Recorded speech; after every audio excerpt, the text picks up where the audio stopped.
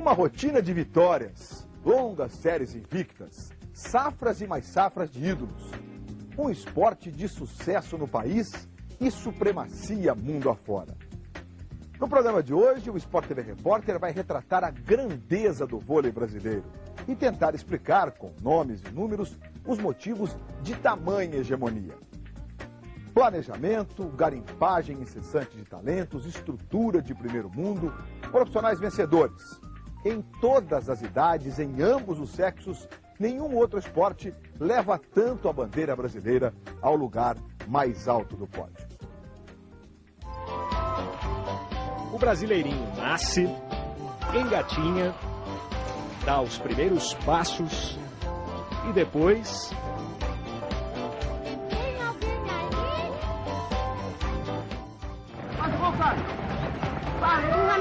É uma paixão que passa de pai para filho. Essa é a explicação segundo os especialistas. Por isso surgem tantos craques. E o Brasil continua sendo o país do futebol. Nesse país, tão forte quanto as seleções brasileiras de futebol, só as seleções brasileiras de vôlei. Basta comparar as principais competições das duas últimas décadas para constatar que há um movimento poderoso de brasileiros que estão trocando os pés pelas mãos. Desde 1990, foram disputadas 5 Copas do Mundo de futebol e 5 Jogos Olímpicos. Os números das seleções masculinas são idênticos. 3 finais e 2 títulos. 40% de aproveitamento no lugar mais alto do pódio. Se somados os 5 mundiais de vôlei disputados no mesmo período, o aproveitamento continua igual. 2 títulos em 5 possíveis, 40%. É verdade que a história de sucesso da seleção de futebol começou a ser contada em preto e branco, há mais de meio século, na Copa da Suécia em 1958. Brasil, campeão mundial de futebol! A seleção de vôlei se tornou campeã via satélite 34 anos depois, nas Olimpíadas de Barcelona 92. Hoje é difícil dizer qual delas é mais temida pelos adversários, mas amanhã, talvez. Nas categorias de base, o futebol não tem sido páreo para o vôlei nos últimos 20 anos. Seleção sub-20 de futebol, 2 títulos em 10 mundiais, 20% de aproveitamento. A seleção juvenil de vôlei disputou 8 finais e conquistou 4 títulos em 10 mundiais, 40% de aproveitamento. Vamos ainda mais longe, seleção sub-17 de futebol. 3 títulos em 10 mundiais, 30% de aproveitamento. Seleção infanto-juvenil de vôlei, 5 títulos em 10 possíveis, 50% de aproveitamento. O vôlei feminino nunca esteve melhor. Nas Olimpíadas de Pequim, ano passado, ganhou a medalha de ouro que a seleção feminina de futebol nunca conquistou.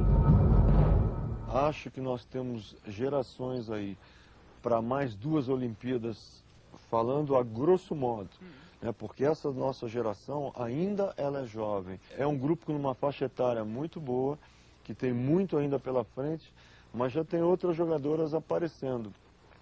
E a gente fica bisbilhotando, enfim, sempre acompanhando as categorias de base. A gente sabe que tem uma geração de infanto aí muito talentosa vindo para suprir essa geração que daqui 8 anos pode estar saindo da seleção, ou 10 anos. A seleção juvenil é tetracampeã mundial nas últimas 5 edições. E a seleção infanto-juvenil é a atual campeã do mundo. Onde tem vôlei, tem brasileiro campeão. Na praia, as duplas nacionais lideram o circuito mundial feminino há 7 anos. E o masculino há 6 temporadas. Talvez o que tenha nos movido muito é esse inconformismo, né? Tá bom, mas pode melhorar. Pode melhorar. Quer dizer, isso é uma coisa que me move, eu tenho certeza que move um pouco os profissionais do voleibol. Nessa convicção de que a gente pode fazer ainda um pouco melhor, que a gente pode conquistar mais, que a gente pode crescer. Se nós nos relaxarmos, imaginarmos que somos, ninguém é nada, apenas estamos momentaneamente numa situação, digamos, boa. competitivos, mas a gente sabe que a gente pode ainda crescer muito e desenvolver muita coisa. Foi uma longa caminhada. Até os anos 80, o vôlei estava longe de ser um esporte de sucesso no Brasil. Os resultados não eram expressivos. Os atletas, amadores. Até que uma geração de jogadores, técnicos e dirigentes mudou para sempre esse quadro. Os nomes certos, no lugar e no momento exatos para fazer história. Congele esta imagem. Agora imagine o vôlei antes de Renan, Bernard, Chandol, William, Amaury e Montanaro. Era bem diferente. O jogo era mais lento e mais longo. Os jogadores não eram tão altos e os que fugiam à regra tinham dificuldades com os movimentos plásticos do vôlei. Mas então agora descongele aquela imagem do começo e pergunte se eles gostariam de voltar no tempo. Pô, eu queria fazer tudo de novo. Com certeza foi, eu acho que, a melhor época da minha vida. Depois desse time, a geração de prata, o vôlei se transforma no Brasil. O que era amador já começa a ganhar um esboço profissional. Eu tinha um vale-lanche, esse era o nosso salário. Quando ganhávamos um campeonato, era uma pizza. A partir dali começaram a surgir algumas poucas empresas. Depois nós tivemos um programa muito, assim, vou dizer, bem interessante, maravilhoso, que foi a campanha Adote um Atleta, onde as empresas adotavam um atleta. A minha empresa era o Café Tiradentes, que ela me depositava mensalmente lá uma quantia pequena, mas que era suficiente para eu só pensar em estudar e treinar voleibol. O NUSMA assumiu a confederação em 75, em 77 ele sediou o primeiro Mundial Juvenil no Rio de Janeiro, montou uma seleção permanente ali, onde nos garantia, né, dava todas as condições para que a equipe treinasse concentrada, foi inédito isso. Ali foi plantada a semente para o conceito voleibol, para o conceito do profissionalismo no voleibol. Os contratos, os times com patrocínios e fama. Do anonimato aos autógrafos. O vôlei assume o lugar de segundo esporte na preferência nacional. Mas a história dessa geração não começa com a prata das Olimpíadas de Los Angeles. Eu lembro que em 81 nós fomos jogar uma Copa do Mundo no Japão e tinha uma multidão de meninas no hall do hotel, lá em Tóquio, tudo. E eu comentei com o Bernardinho, imagina se um dia o voleibol brasileiro, né, tivesse fãs, como tem aqui no Japão, a gente dando autógrafo, tudo, todo mundo estranhando, pô, dar autógrafo, jamais passava pela cabeça da gente isso. E no ano seguinte, nós jogamos um Mundialito no Rio de Janeiro, com o Maracanãzinho lotado, e nós vencemos a União Soviética, na época era a União Soviética, hoje a Rússia, vencemos por 3-2, fomos campeões do Mundialito, e logo em seguida fomos jogar o Mundial na Argentina, fomos vice-campeões mundiais, e ali o voleibol estourou. Foi um sucesso total, e esses atletas começaram a ficar conhecidos, né?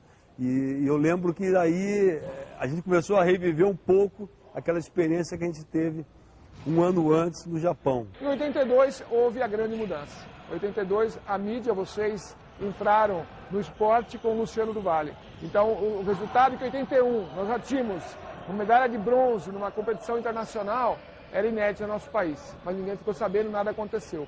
Em 82 o Luciano abraçou o vôlei, jogou na TV aberta, quer dizer, na época só tinha TV aberta, e o Brasil inteiro conheceu o nosso trabalho. O caminho é traçado pela Confederação Brasileira de Voleibol e conduz à história de um esporte vencedor, com coragem em acreditar e planejamento para conquistar. Na época, o Japão tinha sido campeão olímpico em Munique, 72. Eu assumi em 75. Então, eu trouxe o técnico campeão olímpico e que deu várias palestras aqui. Paralelamente, eu pedi que eu pudesse levar administradores para o Japão para que aprendessem e tivessem um contato mais íntimo com a maior estrutura revolucionária do esporte naquela década de 70. E mais do que isso, que eles pudessem dar curso de formação de profissionais.